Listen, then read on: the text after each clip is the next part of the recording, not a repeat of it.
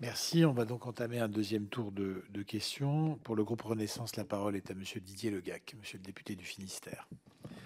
Merci, Président. Merci, Éric, pour cette présentation. Euh, Bien, écoutez, moi, chers collègues, je fais partie de ceux qui pensent que l'État en France s'occupe de tout et trop souvent de détails. Bon, vous l'avez rappelé, c'est l'histoire de notre pays centralisé, bien évidemment, mais je souhaiterais, comme d'autres, qu'il se concentre surtout sur le régalien et aussi que le principe de subsidiarité s'applique.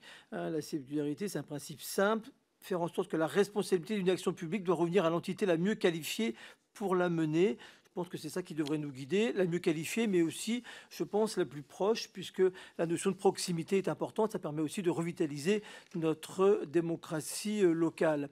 Mais pour cela, ça nécessite, et vous l'avez évoqué, à plus ou moins long terme, une modification de l'article 21 de la Constitution qui confie au seul Premier ministre aujourd'hui l'exercice du pouvoir réglementaire.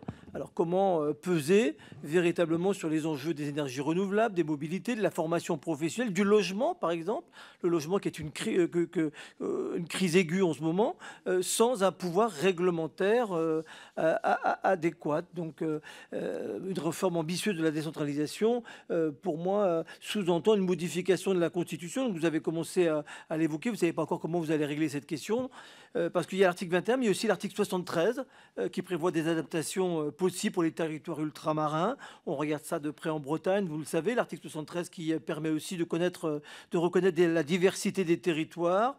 Donc ça fait au moins 2 articles qu'il faudrait modifier. Donc est-ce que vous imaginez de proposer une modification, une loi organique dans vos propositions? Parce que quand le Premier ministre nous dit que votre rapport rendu avant l'été et une proposition de loi dès la fin un projet de loi pardon, dès la fin de l'année, est-ce que c'est pas un peu ambitieux?